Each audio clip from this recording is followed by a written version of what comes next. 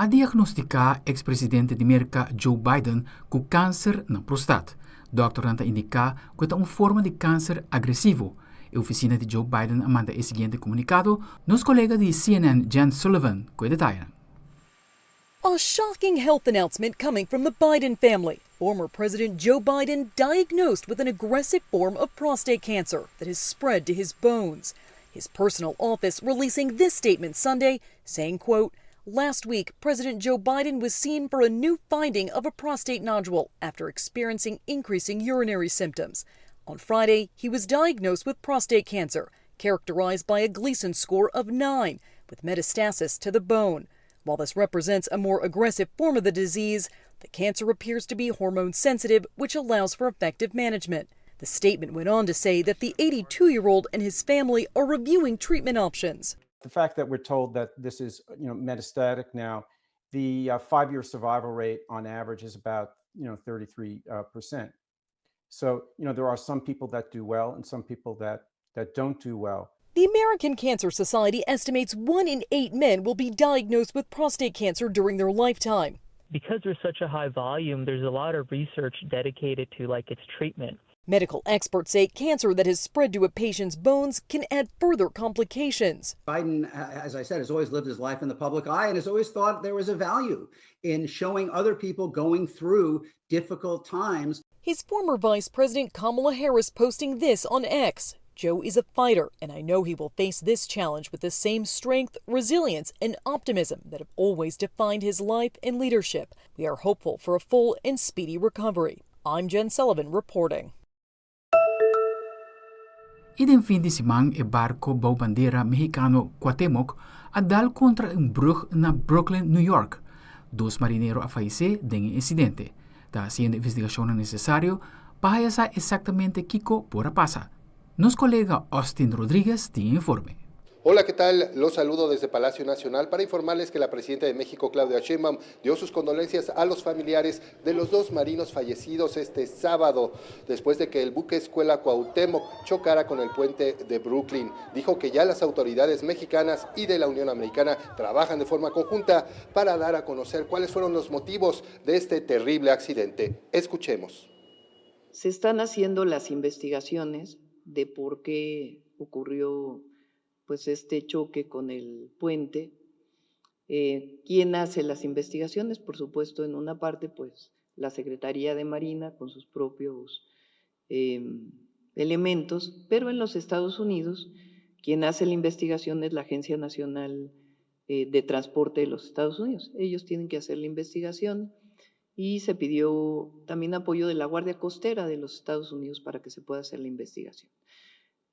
Para ver exactamente cuál fue la causa, si fue una causa mecánica, si fueron los remolques, si fue un error humano. Eso lo tiene que determinar esta investigación que se está haciendo. La Marina ya tiene sus propias hipótesis, pero vamos a esperar a que se haga esta investigación. También la presidenta dio su agradecimiento a Eric Adams, alcalde de Nueva York, quien dijo en todo momento ha estado muy pendiente para la atención de los heridos y también para las investigaciones que se están llevando a cabo. Hasta aquí mi reporte. El juez ha condenado a un hombre con tiempo de prisión en el momento que el individuo a torturar y mata un pushi. Esa que te propia medida que dicta por la ley llamada Ángel na Bucaramanga. Una juez en Bucaramanga decidió cobijar con medida de aseguramiento a Alexander Parra Carrillo, el hombre sindicado de asesinar a un gato en el barrio Bucaramanga. Imponer medida de aseguramiento consistente en detención preventiva en establecimiento carcelario al señor Alexander Parra Carrillo. Según las investigaciones, el hombre torturó al animal de nombre Michi hasta quitarle la vida. El implicado negó el hecho.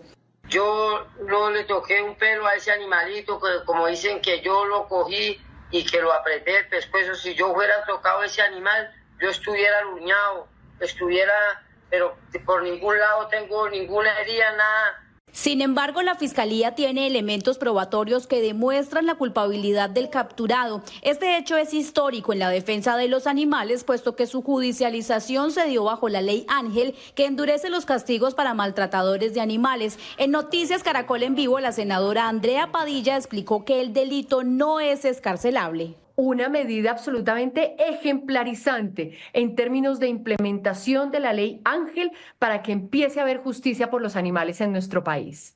Los animales no solamente necesitan protección, sino necesitan garantías. Y por eso aplaudimos que Bucaramanga sea la primera ciudad que aplique la ley Ángel. Este señor podrá tener hasta 12 años de cárcel. Alexander Parra Carrillo, pese a que no aceptó cargos, permanecerá detenido mientras avanza el proceso en su contra.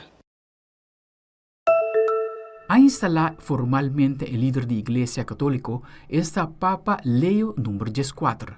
Durante la misa de ya domingo, esta misa inaugural atende miembros de la familia real de Inglaterra, como también varios líderes mundiales, incluyendo el vicepresidente americano J.D. Vance, junto con el secretario de Estado Marco Rubio.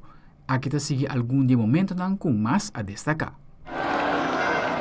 Pope Leo XIV waving to crowds from the Pope-mobile in St. Peter's Square Sunday ahead of his inaugural Mass, marking the formal start of his papacy. Tens of thousands of people from all over the world cheering the 267th pontiff. Di comunione. Speaking in Italian, Pope Leo addressed the Catholic world. Questo, fratelli e sorelle. Brothers and sisters, I would like that our first great desire be for a united church, a sign of unity and communion, which becomes a leaven for a reconciled world. Delegates from more than 150 nations attended the event for the first ever U.S. Pope, including Vice President J.D. Vance and his wife, as well as U.S. Secretary of State Marco Rubio. Ukrainian President Volodymyr Zelensky was also in attendance and shook hands with the new Pope.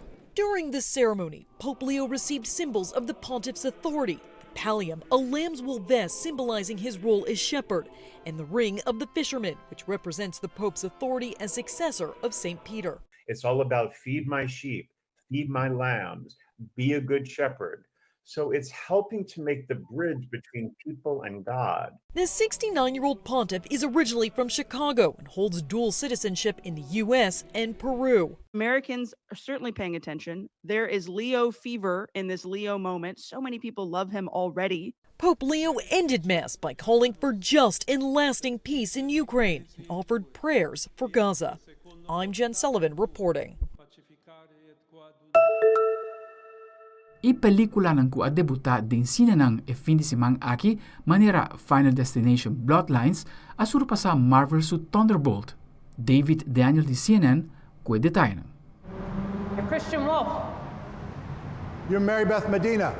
The Accountant 2 tallied $5 million, landing in 5th place. A Minecraft movie made $5.8 million for 4th place and a domestic total of $417 million.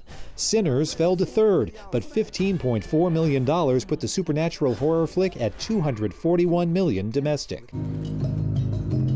Boo. Reigning champ Thunderbolts, a.k.a. the New Avengers, lost the top spot, earning $16.5 million for a domestic total of $155 million. People were supposed to die that night, but Iris stopped the disaster. Final Destination's Bloodlines dominated the box office. The franchise's first film in 14 years scared up $51 million, by far the best debut in series history. In Hollywood, I'm David Daniel. Aldric Werleman, Telenoticias.